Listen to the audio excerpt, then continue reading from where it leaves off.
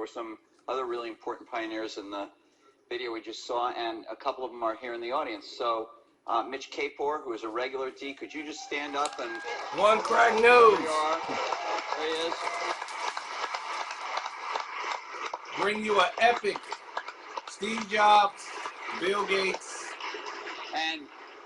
And Fred Gibbons, who has not come to D before but is here tonight. Fred. Side by side. There's Fred. Right there. And I don't know if he's in the room, but I do want to recognize our fellow journalist, Brent Schlender from Fortune, who did the last, to my knowledge, the last joint interview these guys did. It was not on a stage, but it was a Fortune magazine interview. Brent, I don't know if you're in the room. If you are, can you stand? Maybe he's way over there.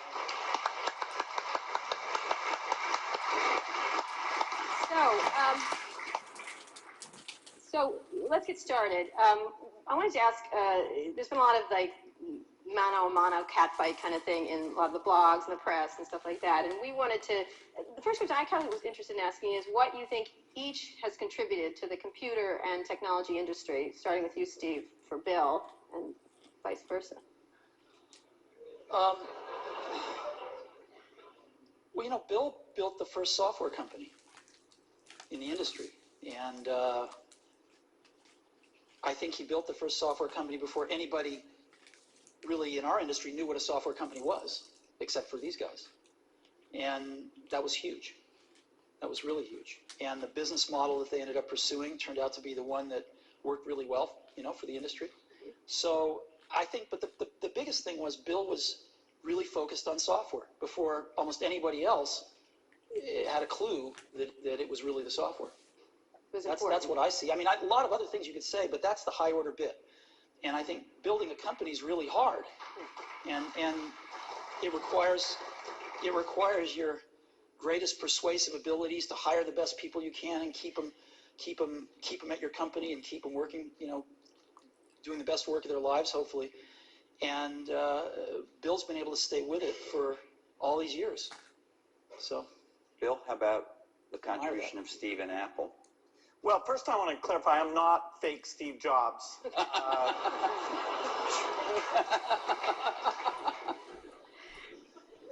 You know, what Steve's done is quite phenomenal. You know, if you look back to 1977, that Apple II computer, the idea that it would be a mass market machine, you know, the bet that was made there by Apple uniquely, there were other people with products, but the idea that this could be an incredible, empowering phenomena, Apple pursued that dream. You know, then one of the most fun things we did was the Macintosh, and that was so risky. And people may not remember that Apple really bet the company. Lisa hadn't done that well, and you know, some people were saying, okay, that general approach wasn't good. But the team that Steve built, even within the company, to pursue that, even some days it felt a little ahead of its time. I don't remember that Twiggy disk drive. 128K. Yeah. And the Twiggy disk drive. Yes. Steve gave a speech once, which is one of my favorites, where he talked about, in a certain sense, we build the products that we want to use ourselves. And, you know, so he's really pursued that with incredible taste and elegance that has had a huge impact on the industry. And his ability to always come around and figure out where that next bet should be has been phenomenal. You know, Apple literally was failing when Steve went back and reinfused the innovation and risk-taking that have been phenomenal. So the industry's benefited immensely from his work. We've both been lucky to be part of it, but you know, I'd say he's contributed as much as anyone. We've also both been incredibly lucky to have had great partners that we started the companies with, and we've attracted great people. I mean, so everything that's been done at Microsoft and at Apple has been done by just remarkable people, none of which are sitting up here, you know, today. Well, not us. Well, you're sort of the not us. And you're in a way you're the stand-ins for all those other people. in a way we are. In a very tangible way. So Bill mentioned the Apple II in 1977 and 30 years ago, and there were a couple of other computers with which were aimed at the idea that average people might be able to use them. And looking back on it, a really average person might not have been able to use them by today's standards, but it certainly broadened the base of who could use computers. I actually looked at an Apple ad from 1978. It was a print ad that shows you how ancient it was, and it said thousands of people have discovered the Apple computer. Thousands of people, and it also said, you don't want to buy one of these computers where you put a cartridge in. I think that was a reference to one of the Atari or something. Oh, no. You want a computer you can write your own programs on. And so the world, and obviously, We had some very strange ads back then. We had one where it was in a kitchen, and there was a woman that looked like the wife, and she was typing in recipes on the computer with the husband looking on approvingly in the back. Yeah. Stuff like that. Yeah, how did that work for you? I don't think well. So, but just think back to, I know that you started Microsoft prior to 1977. I think Apple started the year before in 76. Microsoft in 74 was when we started writing the 75. basic. And then, then we did shipped the basic in 75. Okay. Most people, some people here, but I don't think most people know that there was actually some Microsoft software in that Apple II computer. Do you want to talk about what happened there, or how that occurred?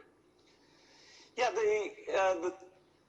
there had been the Altair and a few other companies, actually about 24, that had done various machines. But the 77 group included the PET, TRS-80, Commodore. and the Commodore PET, TRS-80, and the Apple II. The original Apple II BASIC, the integer BASIC, we had nothing to do with. But then there was a floating point one where, and I mostly worked with Woz on that. Let me tell this story. Okay. So my partner, we started out with this guy named Steve Wozniak, brilliant guy. He writes this BASIC that is like the best BASIC on the planet. It does stuff that no other BASIC's ever done. You don't have to run it to find your error messages. It finds them when you type it in and stuff. It's perfect in every way, except for one thing, which is it's just fixed point, right? It's not floating point. And so we're getting a lot of input that people want this BASIC to be floating point. And like we're begging Woz, please make this floating point. Who's we? How many people are in Apple? Well, me. Yeah. We're begging Woz to make this floating point, and he just never does it. And he wrote it by hand on paper. I mean, he didn't have an assembler or anything to write it with. It was all just written on paper, and he'd type it in. He just never got around to making a floating point. Well, this is one of the mysteries of life. I don't know, but he never did. And so, Microsoft had this very popular, really good floating point BASIC that we ended up going to them and saying, help. And how much was the? I think you were telling us earlier. That was $31,000 that Apple paid you for the floating point BASIC, and I flew out to Apple. I spent 2 days there getting the cassette. The cassette tapes were the main ways that people stored things at the time. Right. And that was fun. I think the most fun is later when we worked together. Well, what was the most fun? Tell the story about the most fun that was later. And maybe later, not the most fun. Let him talk. I'm teasing. Well, Steve can probably start it better. The team that was assembled there to do the Macintosh was a very committed team. And there was an equivalent team on our side that just got totally focused on this activity. Jeff Harbour, a lot of incredible people. And we really had bet our future because on the Macintosh being successful, and then hopefully graphics interface in general being successful. But first and foremost, the thing that would popularize that being the Macintosh. And so we were working together. The schedules were uncertain. The quality was uncertain. The price. When Steve first came up, it was going to be a lot cheaper computer than it ended up being, but that was fine. So you worked in both places, in both? Well, we were in Seattle, and we'd fly down there. But Microsoft, if I remember correctly, from what I read, wasn't Microsoft one of the few companies that were allowed to even have a prototype of the Mac at the time? Well, what's interesting, what's hard to remember now is that Microsoft wasn't in the applications business then. They took a big bet on the Mac because this is how they got into the apps business. I mean, Lotus dominated the apps business on the PC back then. Right, we had done just Multiplan, Yeah. which was a hit on the Apple II.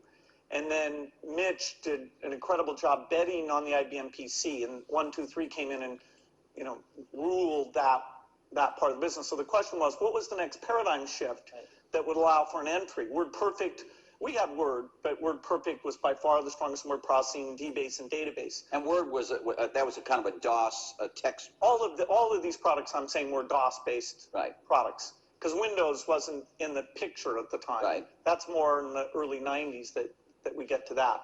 And so we made this bet that the paradigm shift would be graphics interface, and in particular that the Macintosh would make that happen with 128K of memory, 22K of which was for the screen buffer, 14K was for the operating system. So it was 14K.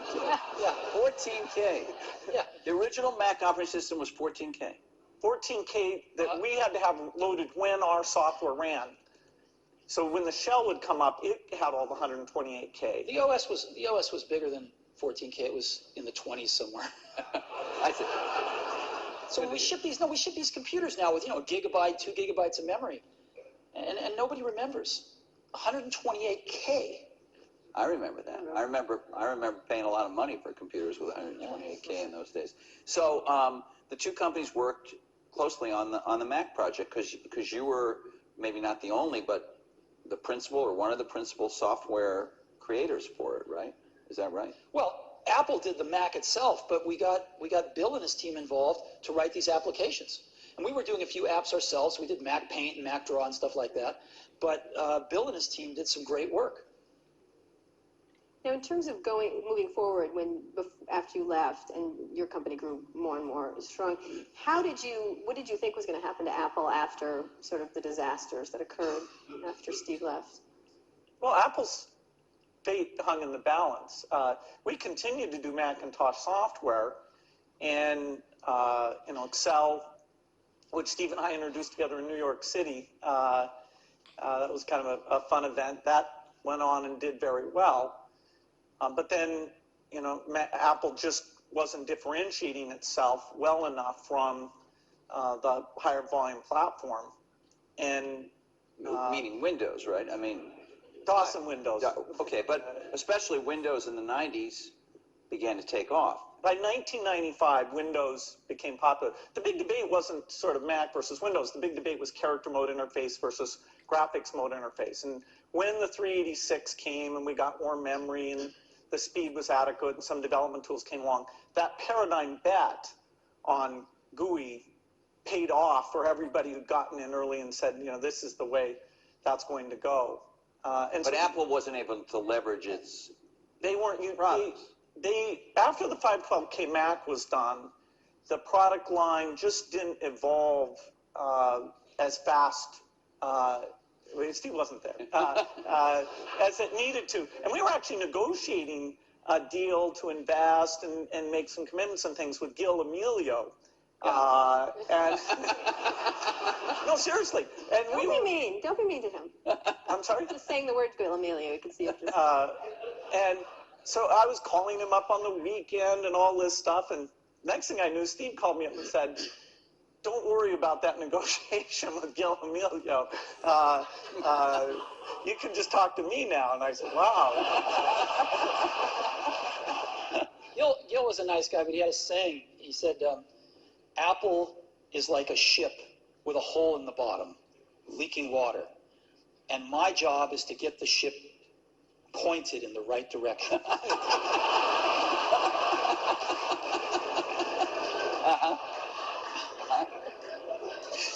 That's okay. Okay. And that's a funny one, but it is what it is. And that is the conclusion of it.